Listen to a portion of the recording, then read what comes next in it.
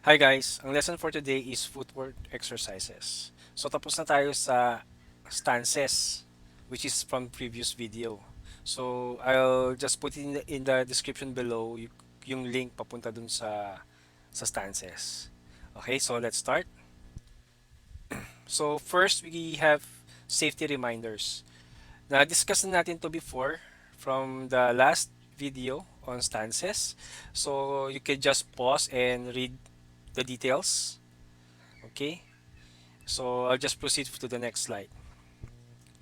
So footwork, bakit ito importante? So from others, akala nila footwork hindi yan importante. Kaya ko naman mag-arnis ng walang footwork, 'di ba? Pero similar to other sports like badminton or any martial arts like karate or Muay Thai, may mga footworks yan. So sa arnis, meron din. Okay? So let's read this from, actually kinuha ko to sa Wikipedia. So footwork is a martial arts term for general usage of legs and feet in stand-up fighting. Footwork involves keeping balance, closing or furthering the distance, controlling spatial position, and or creating additional momentum for strikes. So ibig sabihin, ginagamit natin yung footwork. Halimbawa, um, ready tayo for attacking. So mag-step forward tayo or dun sa direction ng opponent. Or pag mag-evade tayo ng either punch or strike ng kalaban, we step back or we distance ourselves dun sa opponent. Okay? So yun yung mga examples ng footwork, paano siya ginagamit. Okay? So we have 8 angles of steps. So ano yun? Mga motions yun, paano natin siya gagawin.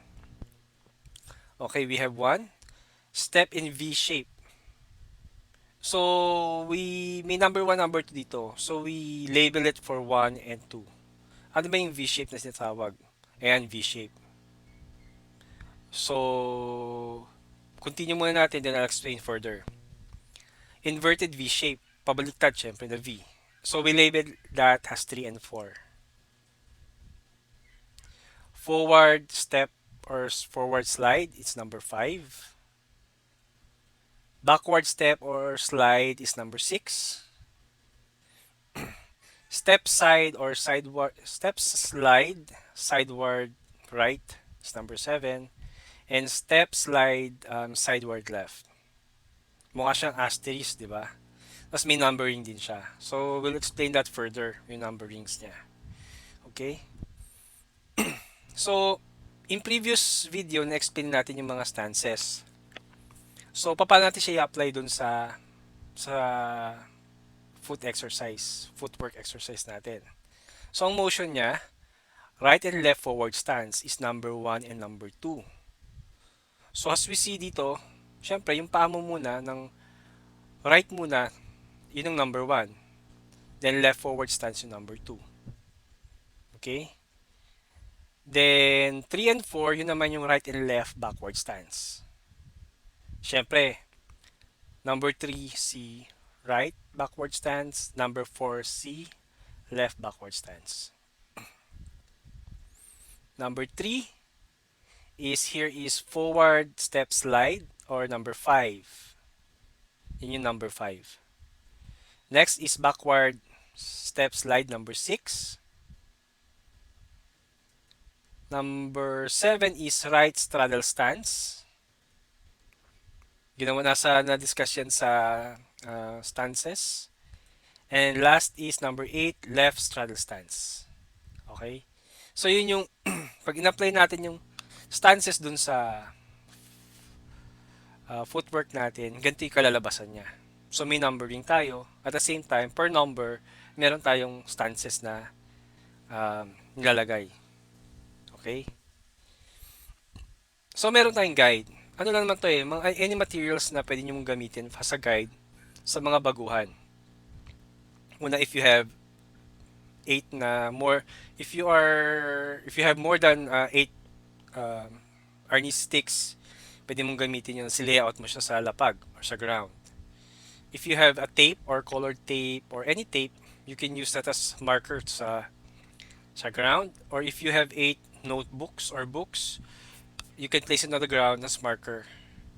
Ang sample natin dito ginamit ko is mga Arnis sticks. Okay? Panoorin natin.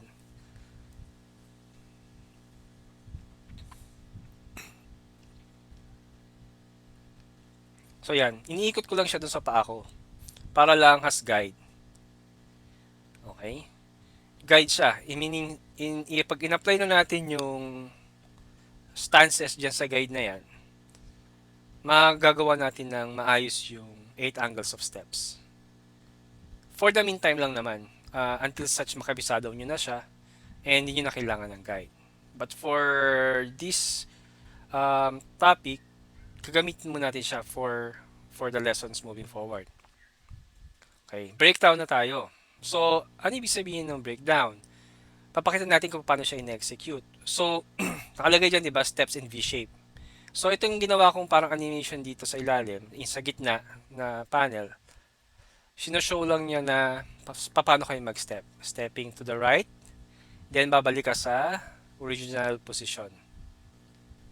Stepping to the left, balik ka sa original position. So, yun yung number 1, angle number 1, number 2. Okay? Pinapakita rin natin. Ngayon naman, nakikita mo dito, nakaharap ako sa camera. It means, i-apply ko yung V-shape dyan or yung left and right forward stance. Okay? Yan. So, nag-start ako from right, then ginawa ko sa left. Bumabalik lang ako sa original position for you to see how it works. Kasi kailangan mo bumalik sa original position bago ka pumunta sa next angle. Okay? Next is number 3 and number 4. Ito naman yung inverted V-shape. Okay? So, in yung number 3, yung right, puna backward stance, then yung left backward stance. Tapos bumabalik tayo sa original position. Okay? Then, pakita natin.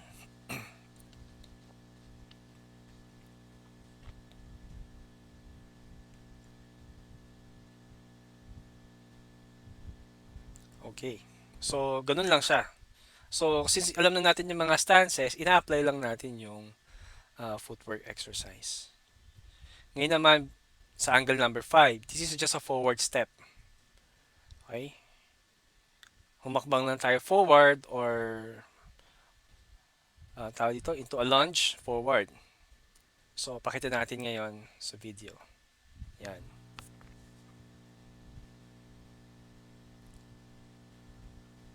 Inuulit ko lang yan para makakita nyo yung execution. Okay. Then we go to angle number 6. This is a backward step. Ayan. Napansin nyo, kanina sa 5, ang nag-forward yung right. Dito naman, ang nag-step backward yung left. Okay? So, papakita na ako na yung video.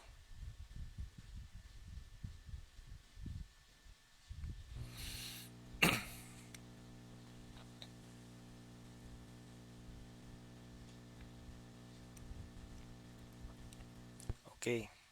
Ngayon, punta tayo sa number 7. This is naman step, slide, sideward right. Yan. So, babalik lang sa original position. Then, we play for the video. Ito naman yung right straddle stance.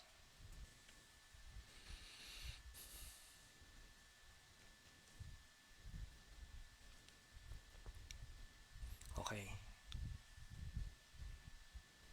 Next is angle 8. So, naman ito yung kabila. So, left, slide, sideward, left.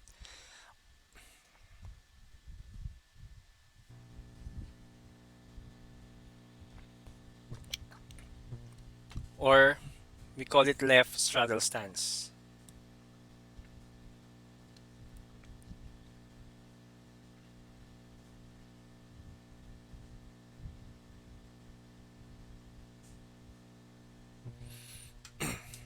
Okay. Next, ito yung 8 angles of steps with guide. Ibig sabihin, gagawin ko yung mga stances na meron tayong guide. So, yung nasa center, yun lang yung step by step na gagawin ko in sequence from 1 to 8. Okay?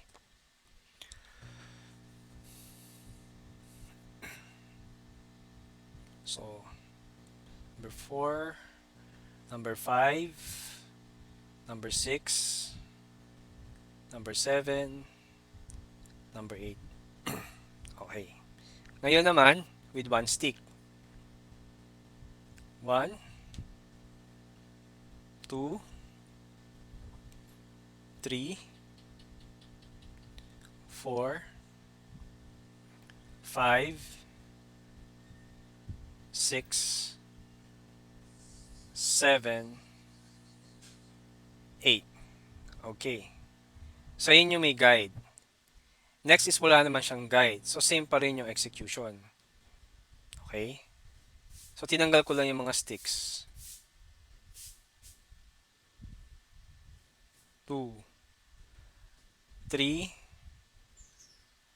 4, 5, 6, 7, 8. Okay? Ngayon naman, next is one stick. 1, 2, 3, 4, 5, 6, 7, 8. Okay? Next is repetitive drills. So, I discussed this already sa previous video, pero discuss ulit natin. Kung i-apply natin yung 8 angles of steps sa repetitive drills using with stances. Okay? So, number 1. Ito yung drill for students to do the stances in sequence. Since we have numbering, di ba 1 to 8, yun yung papagawa mo doon sa estudyante. Okay, since naka-line up sila, for example, nag-face to face tayo, naka-line up sila. Kunyari, 4 columns, ilang rows sila. So, yung teacher magko-call out ng sequence. Sabi ng teacher, do number 1, number 2, number 3, up to 8. Until such makuha ng students yung sequence. Kung ano yung sequence, yun yung angles of steps nila na kasama yung stances. Okay? Excuse. Next is drill for students to do the stances in sequence in 4 directions. So, ibig sabihin, paikot yun. For example, ito yung number 1 dito si teacher. Nagawa natin ito drill number 1. Nakaharap tayo kay teacher. Ngayon sabihin ni teacher, turn to the right. So, lahat sila naka-turn to the right. So, gagawin nila yung sequence ulit. Pag natapos nila yung 1 to 8, magto-turn ulit sila sa right. So, nakatingin na sila sa likod. Nakatalikod sila sa inyo. Then, they will do the drills again, like 1 to 8. Okay? Then, another right. So, nakaharap na sila sa left. Then, another sequence. Tapos, harap na sila sa inyo, sa teacher. Bakit natin ito ginagawa? Kasi, para masana yung students na kahit saan ka humarap na direction, same pa rin yung stances mo, same pa rin yung galaw mo, same pa rin yung footwork exercise. Okay? Number 3, drill for students to do the stances in random. So, nakaharap sila sa iyo, you'll give a random number from 1 to 8. Let's say you start from 7, they will do the right straddle stance. Okay? Pag sabi mo 1, they will do the right forward stance. So, yon. So, paulit-ulit lang yon hanggang makuha ng students yung random numbering nyo. Okay? So, ibig sabihin, kahit anong number mo sabihin, alam nila. Kabisado na nila. And last but not the least is drill for students with random pero with their eyes closed. Kasi may mga estudyante na nagkokopyahan, nakikita nila yung kapartner nila, ay katabi nila kung ano yung ginagawa, so ginagaya nila. So kung nakapikit sila, so you will know kung sino yung mga nanguhula, sino yung hindi nakikinig, diba? Or sino yung nangungopya. Examples lang to ng mga drills. So you could um, create more kung ano man yung ano. Or magdagdag pa kayo kung may naisip kayo ibang mga drills. Or you could just suggest sa comments next section ng video para lang madagdag natin in further future videos. Okay? So, that's it. So, yun yung stances na in-apply natin yung uh, 8 angles of steps. Or let's say, ito yung 8 angles of steps na in-apply natin yung stances. Okay? So, please share or like and subscribe. And if you have any questions or comments, lagay lang natin sa mga sa comment section. Okay? So, thank you very much and have a nice day.